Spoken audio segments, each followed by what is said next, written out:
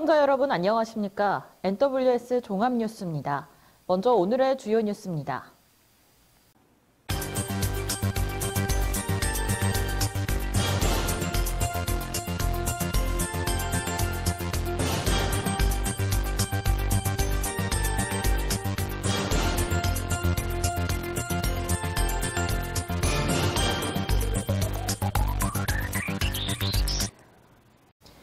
경기도는 오는 4월 9일 의정부시를 시작으로 10월까지 재개발, 재건축 조합을 대상으로 한 현장 맞춤형 2025 찾아가는 정비학교를 총 30회 운영합니다. 정비사업은 복잡한 절차와 법적 쟁점이 다양해 조합원들 간의 오해가 발생하기 쉽고 이로 인한 갈등과 분쟁도 끊이지 않고 있는데요. 이에 도는 이 문제를 예방하고 조합원들의 이해도를 높이기 위해 2023년에는 17회, 2024년에는 20회의 교육을 추진했습니다. 올해는 해산 및 청산, 공사비 분쟁 등 주제를 다양화했으며 교육 횟수도 전년보다 확대해 운영할 예정입니다. 세부 교육 분야는 정비사업 절차, 공사비 분쟁, 표준 예산 회계 규정 등 실시할 예정입니다. 교육은 추진위원회 및 조합원 등 정비사업에 관심 있는 도민이라면 누구나 일정에 맞춰 참여할 수 있으며 교육 참여를 희망하면 경기도나 해당 시군 담당 부서에 신청하면 됩니다.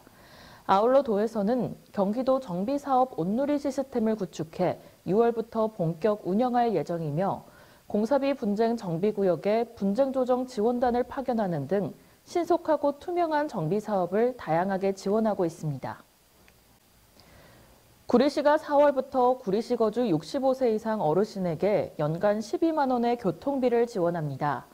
시는 작년에 제정한 구리시 어르신 대중교통비 지원 조례에 따라 4월 1일부터 본격적으로 65세 이상 어르신들에게 교통비를 지원하기로 했습니다. 이에 시는 사전적으로 지난 3월 4일부터 31일까지 집중 신청 기간에 지역 내 농협을 통해 대상 어르신들에 대한 카드 발급을 시행했으며 12,500명이 넘는 어르신들이 신청했습니다. 카드 발급을 완료한 어르신이 편의점 또는 농협 ATM을 이용해 현금을 선충전 후 시를 경유하는 63개의 버스 노선을 이용하면 매 분기 마지막 날에 카드에 연결된 농협 계좌로 사용 금액이 현금으로 입금되는데요. 초고령화 시대를 대비해 어르신 섬김 행정을 구현하고 있는 백경현 구리시장은 어르신들이 교통비 부담 없이 마음껏 다니시며 더 많은 문화생활을 즐길 수 있는 구리시가 되겠다며 어르신 복지정책 추진에 더욱 다각적인 방안을 모색할 계획이라고 밝혔습니다. 구리시는 지난 4월 1일 여름철 자연재난 사전 대비를 위해 관내 인명피해 우려 지역인 토평교 하부에서 현장 점검을 실시했습니다. 백경현 구리시장을 주재로 실시한 이날 점검에서는 안전총괄과장과 각 시설물 소관 부서장이 참석하여 다가오는 여름철 호우, 태풍 등의 자연재해 시 왕숙천 수위 상승으로 인한 인명피해를 최소화하기 위한 방제 시스템과 통제 체계를 점검했습니다.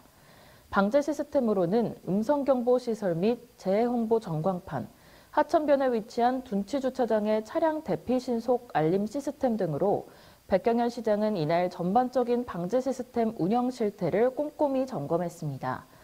또한 지속적인 현장 확인을 통해 여름철 호우에도 시민들의 생명과 재산을 보호할 수 있도록 사전 대비에 만전을 기해야 한다고 당부했습니다. 남양주시는 지난 1일 시민과 행정의 연결고리가 되어줄 별빛 메신저의 활동 개시를 위한 출발식을 개최했다고 밝혔습니다. 별빛 메신저는 시민과 행정 간 소통을 강화하고 지역사회의 다양한 의견을 시정에 반영해 공동사업 등 실질적인 협력을 추진하기 위한 협력 네트워크인데요. 이날 행사에는 주광덕 남양주시장을 비롯한 사회단체장, 문화, 교육, 청년, 공동주택 등 다양한 분야에서 활동하는 지역 리더 등 100여 명이 참석한 가운데 별빛 메신저 구성 배경과 역할 설명, 단체 활동 소개, 출발 선언 및 남양주시장 축사 등의 순으로 진행됐습니다. 한 지역 리더는 오랫동안 별내동에 거주했지만 이렇게 지역 리더들이 한자리에 모인 것은 처음이다며 직접 서로를 소개하고 소통하는 시간이 매우 뜻깊었고 앞으로 별내동의 발전을 위해 적극적으로 힘을 보태겠다고 의지를 밝혔습니다. 주광덕 시장은 지역 발전을 위해서는 지역 리더들과의 협력이 필수적이라며 별빛 메신저가 가교 역할을 수행하며 실질적인 변화를 만들어가는 소통의 장이 될 것으로 기대한다고 말했습니다. 남양주시의회 도시교통위원회는 1일 남양주시의회 소회의실에서 마석 상봉 셔틀 열차 추진과 관련한 간담회를 가졌습니다. 이날 간담회는 마석 상봉 셔틀 열차 개통 추진 상황을 점검하고 5월 정상 개통을 위한 의회와 집행부 간 협력 방안에 대해 논의하고자 마련됐는데요. 조성대 남양주시의회 의장과 박경원 도시교통위원장, 김지훈 부위원장 등을 비롯해 주광덕 남양주시장과의 관계 공무원들이 참석했습니다. 주광덕 시장은 5월 1일 개통을 앞두고 코레일, LH 등 관계기관과 셔틀 열차 운영비 분담에 대한 협의가 계속해서 진행 중이라며 시민들의 혈세를 낭비하지 않으면서도 교통 편의를 증진시킬 수 있는 방향으로 검토하고 있으며 적기 개통에 차질 없도록 준비하겠다고 말했습니다. 한편 마석 상봉 셔틀 열차는 왕숙 신도시 입주에 앞서 출퇴근 시간대에 열차를 조기 투입해 경춘선 이용 고객의 편의성을 향상시키기 위해 추진된 사업으로 현재 시운전이 진행 중이며 5월 1일 정식 개통 예정입니다. 고양특례시 대표 축제 행주가 예술이야가 살굽꽃피는 행주산성에서 4월 11일부터 27일까지 17일간 열립니다. 어느덧 5회를 맞이하는 행주가 예술이야는 지난 2023년 대한민국 반반곡곡 100의 이름을 올려 야경 명소로 인정받았고 올해는 국가유산 야행 신규 사업으로 선정되면서 행주산성의 역사적 자원을 활용해 야설, 야경, 야로, 야시아시 등 5가지 매력을 선보입니다. 이동환 고양특례시장은 매년 90%가 넘는 높은 만족도를 보이며 시민들과 관광객들의 큰 사랑을 받고 있다며 행주산성의 봄밤을 마음껏 누려보시길 바란다고 말했습니다. 꽃피는 행주 이야기를 담은 공연 야설은 오후 6시 30분부터 9시 30분까지 10분 간격으로 행주산성 정상 충의정을 화려하게 물들일 예정입니다. 개막 공연은 국가유산 야행에 선정된 행주가 예술이야를 축하하는 특별 무대로 12일 오후 8시 충의정에서 고양예술고등학교 아름드리 무용단이 전통과 현대를 아우르는 무대를 선보입니다. 또한 매주 금토일 오후 7시 30분에는 인기 유튜버 가야금 예지의 연주가 관람객들의 발길을 사로잡을 예정입니다. 한편 야간 조명과 12개 포토존이 있는 야경은 대천문 입구부터 정상 행주대첩비까지 이르기까지 곳곳에 새겨진 역사를 글과 그림, 빛 등으로 다양하게 재현합니다.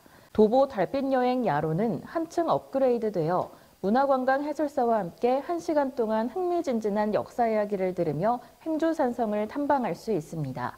안전한 진행을 위해 문화관광 해설사 1명당 20명으로 참가 인원을 제한하고 있고 매 시간별 80명까지 신청을 받아 운영합니다.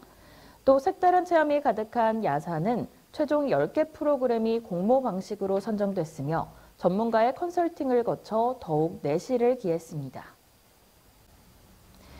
고양특례시는 덕양구에 소재한 창조혁신 캠퍼스 성사가 경기 AI 캠퍼스 구축 장소로 최종 선정되는 쾌거를 이뤘다고 2일 밝혔습니다.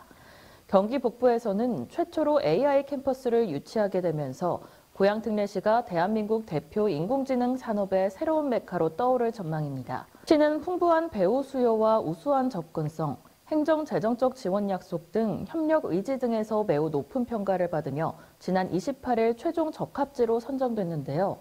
특히 현장 평가에서 직접 프레젠테이션에 나선 이동환 고양특례시장은 반도체가 지난 30년간 대한민국 성장의 원동력이었다면 다가오는 미래는 인공지능과 로봇이 4차 산업혁명을 이끌 것이라고 강조하고 고양시를 AI 특례시로 키우기 위한 구체적 구상은 곧 발표할 예정이라고 밝혔습니다. 시 관계자는 이번 선정으로 경기도와 함께 고양 시민들에게 다양하고 질 높은 AI 교육 프로그램을 제공하고 5개 글로벌 빅테크 기업과의 취업 연계를 적극 지원할 예정입니다. 이번 선정이 지역경제 활성화와 미래산업 발전에 어떤 긍정적 영향을 미칠지 귀추가 주목되고 있습니다. 구리농수산물공사가 추진했던 하남 황산 활어상 유치 사업에 대한 구리시의회의 행정사무조사 특별위원회가 본격적인 활동 궤도에 진입했습니다. 구리시의회는 4월 1일 행정특위 3차 회의를 열고 시 도시개발과 구리농수산물공사로부터 업무 보고를 듣고 질의 답변에 들어갔습니다. 이번 회의는 업무 보고 형식인 만큼 구체적인 답변은 이뤄지지 않았으나 간혹 민감한 질의도 감지됐습니다. 이날 권봉수 위원장, 김용현 간사 등 총 6명으로 구성된 행정특위는 집합보관장 설치, 중도메인 허가 관련 등에 대한 업무 보고를 받았는데요. 특히 활어상 유치 관련 허가 사항과 가설 건축물에 대한 내용이 중점적으로 논의됐으나 구체적인 질문을 지양하는 분위기여서 사실관계, 문제점, 행정의 적합 등은 추후 회의를 통해 해소될 전망입니다. 시의회는 오는 4월 10일 4차 회의를 열어 증인 채택을 의결한 후 5차 회의부터 시와 공사의 증인들을 대상으로 중요한 일정에 돌입한다는 계획입니다. 남양주시 조안면은 2일 조안면 일대에서 산불 감시 활동을 펼치고 있는 산불 진화대원들과의 간담회를 실시했습니다. 이번 간담회는 최근 건조한 날씨로 산불 위험이 높아짐에 따라 지역 내 산불 대응에 만전을 기하고 대원들의 애로사항을 청취하기 위해 실시됐습니다.